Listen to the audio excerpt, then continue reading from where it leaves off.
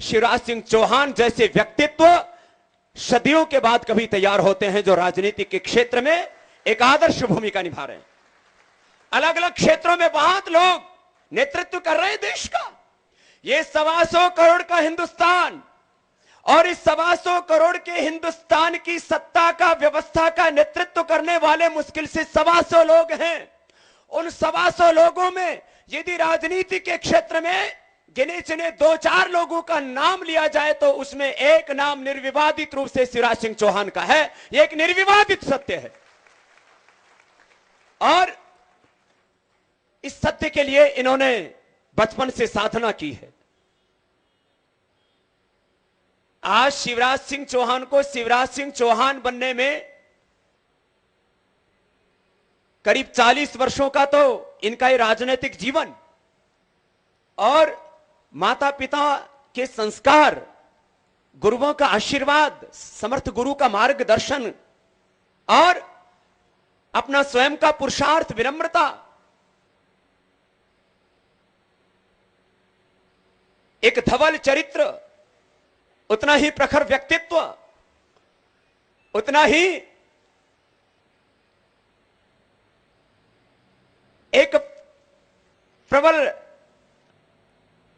व्यक्तित्व, वक्तृत्व, चरित्र, और पिछले दिनों जिस तरह से इन्होंने सेंध मारी उससे एक बहुत ही प्रखर नेतृत्व। अब विरोधियों को यही नहीं पता लगा ये दांव किधर चला है, अपने ऊपर ही उल्टा पड़ गया।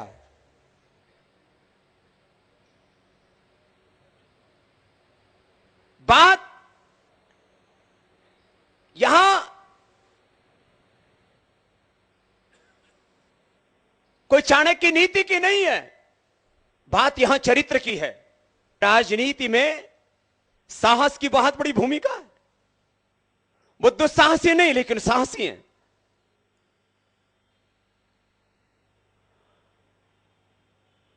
वो अड़ियल नहीं लेकिन पराक्रमी हैं। उनमें सहजता है, सरलता है, लेकिन साथ में वीरता, पराक्रम, शौर्य भी है। आज मध्य प्रदेश में वो जिस तरह से आगे बढ़ रहे हैं उसको देख करके यहां के कुछ राजा रानियों से लेकर के कुछ लोगों ने यह समझ लिया था कि मध्य प्रदेश में और देश में शासन करना यह तो हमारा जन्मसिद्ध अधिकार है।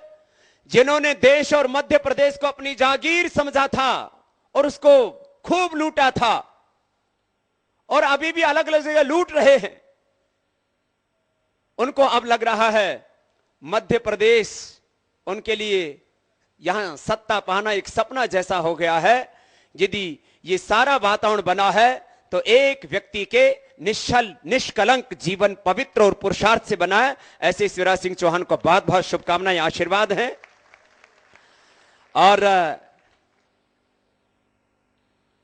दरअसल भारतीय राजनीति में आज 2 व्यक्तियों का नाम बड़े आदर के साथ लिया जा रहा है और उनसे बहुत अपेक्षाएं हो रही हैं। और दोनों में खासियत यह है कि वो साधारण घरों में पैदा हुए हैं। तो जो सामंतवादी सोच के लोग हैं उनको ही रास नहीं आ रहा है। अरे शिवराज सिंह चौहान ये किसान के घर में साधारण से परिवार में पैदा हुआ, ये तो हमारे बगल में बैठने लायक नहीं था। ये आज मध्य प्रदेश जैसे देश के इतने बड़े राज्य का मुख्यमंत्री ये कैसे बन गया। जो बात भाई शिवराज चौहान जी के बारे में वही बात नरेंद्र मोदी के बारे में भी आती है। अरे एक चाय बेचने वाले का जो कप धोने वाला वो लड़का जो ट्रेन में अपने बाप के साथ कप धोया करता था, अब ये दोनों ही, ये शिवराज सिंह चौहान और ये नरेंद्र मोदी, ये मध्य प्रदेश की भी तकदीर बदलेंगे और देश की भी तस्वीर बदलेंगे, उसके लिए तैयार हो चुके हैं। और अब देश के लोग प्यार करते हैं ना, आप कितने षड्यंत्र कर लो।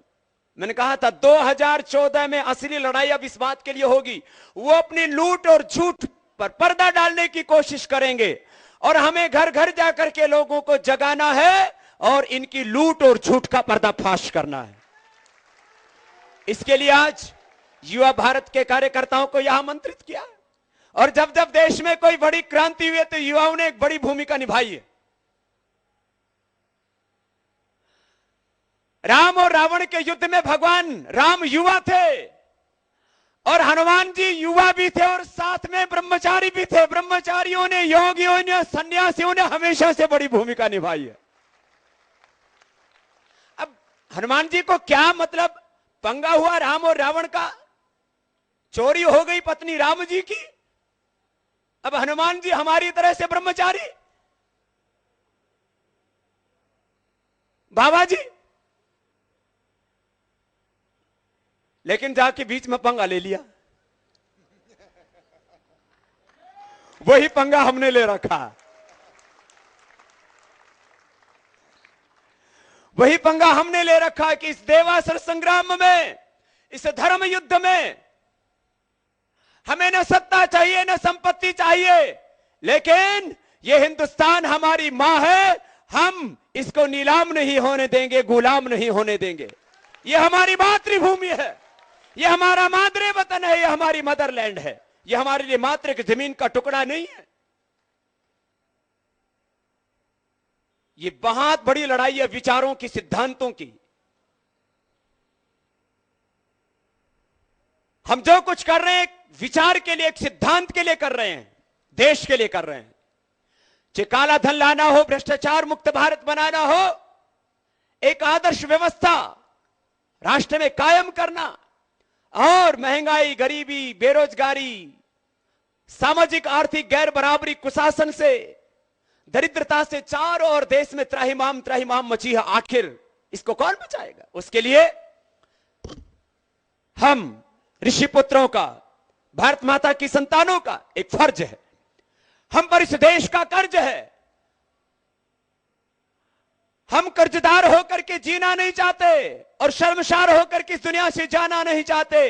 जो अपनी मातृभूमि का कर्ज है उस ऋण को चुका करके फिर हिंदुस्तान से जाना चाहते, इसलिए काम कर रहे हैं।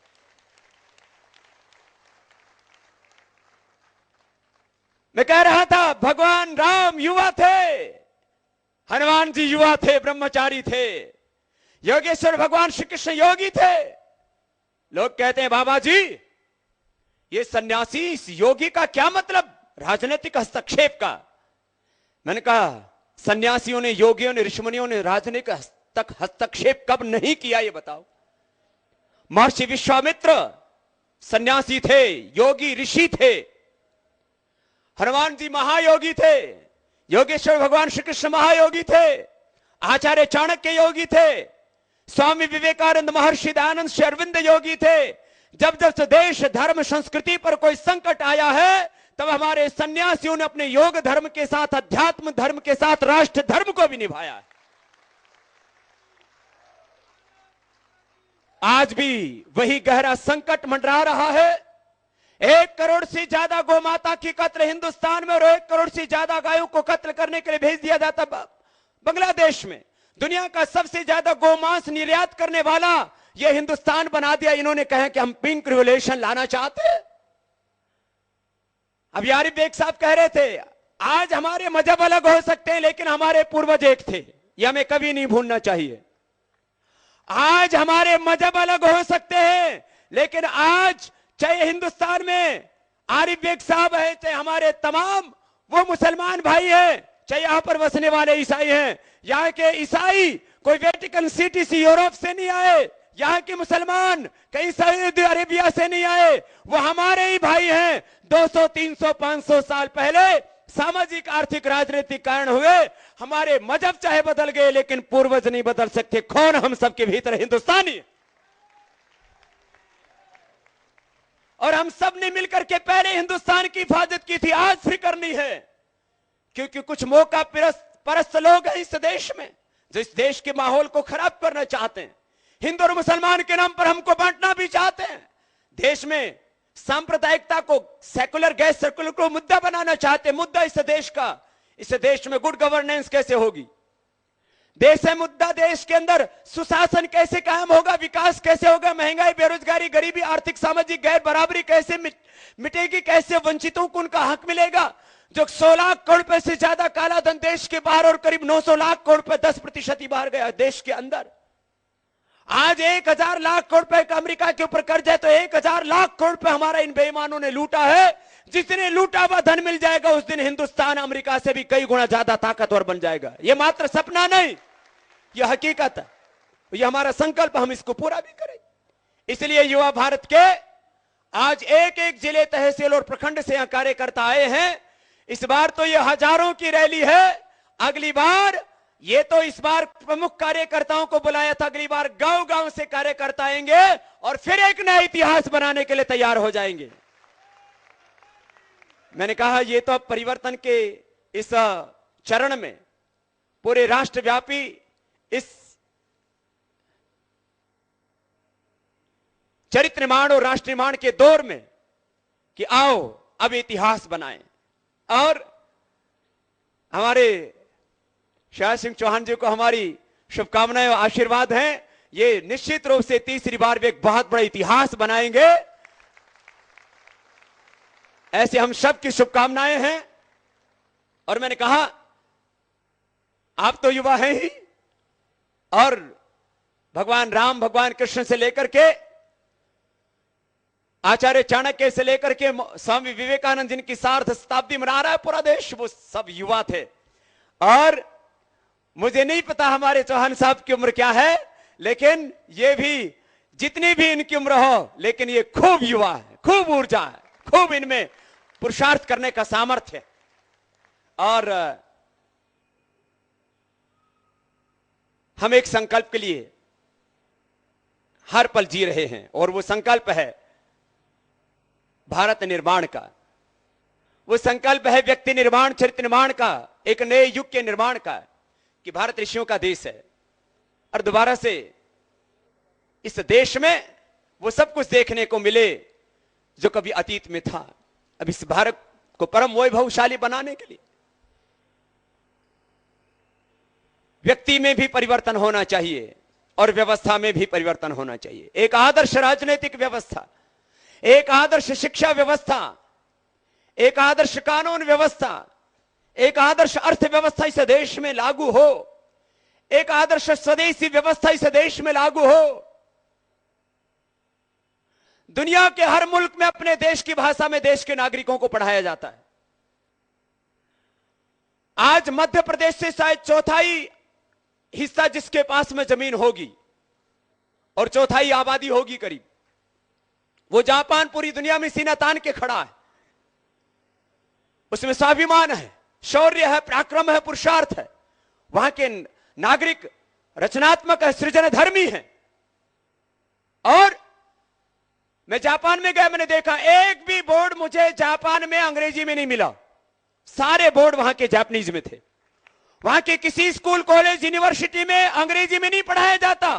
वहां का एक भी राजनेता अंग्रेजी में एक वाक्य भी नहीं बोलता, वो जापानी के अंदर ही बोलते हैं। इतना स्वाभिमान है जापानी लोगों में। जब जापान के लोग जापानी में पढ़ सकते हैं, जब जर्मनी के लोग जर्मन में, फ्रांस के लोग फ्रेंच में, रूस के लोग रशियन में, और इटली जैसे चोर देश के लोग भी जब इटालियन में पढ़ सकते हैं, तो हम हिंदुस्तान के लोग अपनी राष्ट्रभाषा में क्यों नहीं पढ़ाई कर सकते? अपने देश के नागरिकों को अपनी देश की भाषा में पढ़ने का अधिकार होना चाहिए। 67 साल पहले चले गए अंग्रेज, लेकिन अंग्रेजी आज क्या कर रही है? यहां पर क्या काम है इसका? खाली कुछ चंद मुट्ठी भर लोगों ने, मात्र 2% अंग्रेजी पढ़े लिखे लोगों ने देश की सत्ता, देश की व्यवस्था, हर महत्वपूर्ण क्षेत्र में अंग्रेजी पढ़े लिखे मात्र 2% लोगों ने आधिपत्य कायम कर लिया है, एकाधिकार कायम कर लिया। यदि अपनी भाषा में पढ़ने का अधिकार होता तो गरीब का, मजदूर का, किसान का बेटा भी आज आईएएस होता, आईपीएस होता, डॉक्टर होता, इंजीनियर होता, सीए होता, वो भी देश की सत्ता और व्यवस्था में भागीदार होता। करीब पिछले 2 दशकों से इस काम के लिए हम लगे हुए थे, और ये काम कहीं से तो शुरू हो कि अपने देश की भाषा में, हिंदी भाषा में, पहले राष्ट्रभाषा, उसके बाद दूसरी भारतीय भाषाओं में। क्या हिंदी में पढ़ करके कोई डॉक्टर नहीं बन सकता? कोई इंजीनियर नहीं बन सकता? कोई सीए नहीं बन सकता? क्यों नहीं बन सकता भाई? कोई एमबीए हिंदी में नहीं कर सकता? और क्या हिंदी में पढ़े हुए लोगों को हिंदुस्तान में रोजगार नहीं मिल सकता? क्या इसको ब्रिटेन बनाओगे, यूरोप बनाओगे? नहीं। हिंदुस्तान के इस आजाद भारत के 67 वर्षों के इतिहास में पहली बार कोई मुख्यमंत्री है जिसने हिंदी विश्वविद्यालय यहां पर बनाने का संकल्प लिया कि इंजीनियरिंग की पढ़ाई हिंदी में होनी चाहिए, डॉक्टरेट की पढ़ाई हिंदी में होनी चाहिए। यह काम बहुत दीर्घकालिक है, लेकिन शुरुआत कर दिया। इस बार कुछ सब्जेक्ट्स की पढ़ाई शुरू कर दे रहे हैं और आगे भी, क्योंकि ये तो मध्य प्रदेश की जनता ने पहले भी आशीर्वाद दिया और अभी भी आशीर्वाद देने के लिए तैयार है। ये काम भी अब पहली बार मध्य प्रदेश से होगा कि डॉक्टरी की पढ़ाई, इंजीनियरिंग की पढ़ाई, सीए की पढ़ाई, एमबीए की पढ़ाई, दुनिया के जो भी टॉप सब्जेक्ट जो ऑक्सफोर्ड, हार्वर्ड, कैम्ब्रिज आदि में अंग्रेजी में पढ़ाए जाते थे, उन्हीं की नकल हिंदुस्तान में होती थी। वो सारे सब्जेक्ट्स, वो सारे विषय हिंदुस्तान में पहली बार मध्य प्रदेश की धरातल पर हिंदी में पढ़ाए जाएंगे। ये है व्यवस्था परिवर्तन का, ये है स्वदेशी व्यवस्था का एक चरण। यहां से बात खत्म नहीं होती, शुरू होती है। मैं कह रहा था, अच्छे इंसानों की एक दो की जरूरत नहीं, और मात्र राजनीतिक क्षेत्र में ही नहीं, सामाजिक, सांस्कृतिक, आर्थिक, राजनीतिक सभी क्षेत्रों में संस्कारवान, प्रज्ञावान, चरित्रवान, ज्ञान और निष्ठा की धरातल पर रह करके अपने पूर्वजों को आदर्श मान करके पुरुषार्थ करने वाले सैकड़ों हजारों युवक युवतियां तैयार हों, और उसकी नींव बचपन में डाली जाती है।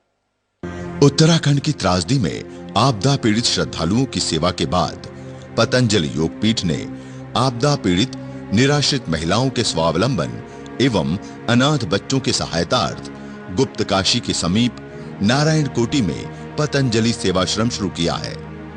इस आपदा में जिनका सब कुछ खत्म हो गया है, ऐसे अनाथ बच्चों की सेवा के लिए यदि आप अभिभावक व पालक सदस्य बनकर अपने शक्ति सामर्थ्य के अनुसार इन बच्चों के जीवन में खुशी लाना चाहते हैं तथा इनके भोजन, आवास, शिक्षा, संस्कार एवं घर जैसा प्यार देकर उन्हें एक आदर्श नागरिक बनाना चाहते हैं, तो सहयोग हेतु संपर्क करें। पतंजलि सेवाश्रम, नारायण कोटी, केदारनाथ रोड, गुप्तकाशी, उत्तराखंड।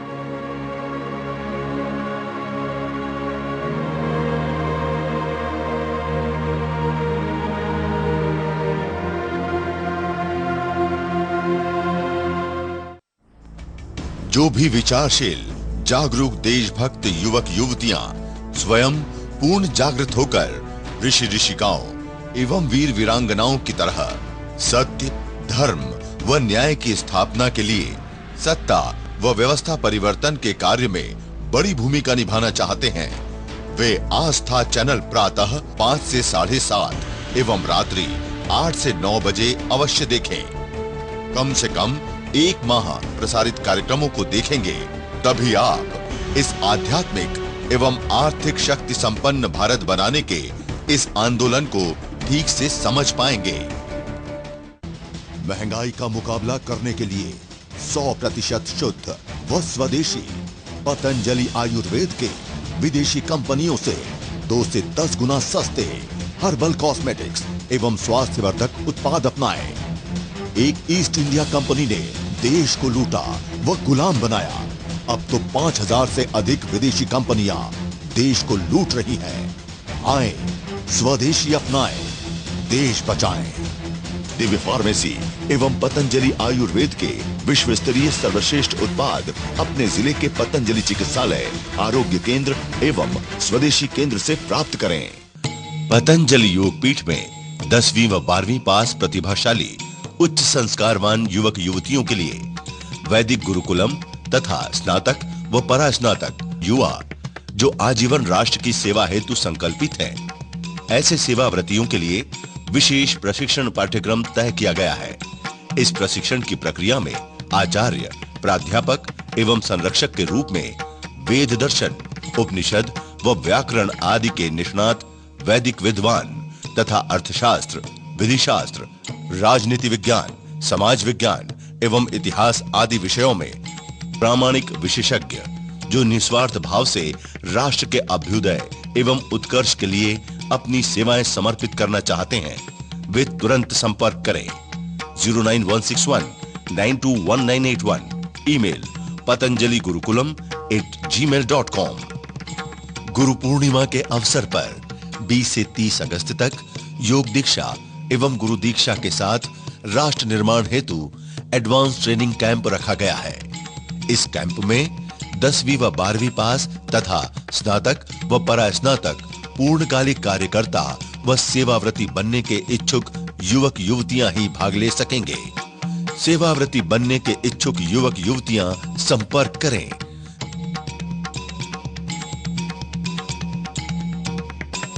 बीस से 30 जुलाई तक होने वाले योग दीक्षा एवं गुरु दीक्षा कार्यक्रम का विशेष प्रसारण आस्था पर अवश्य देखिए।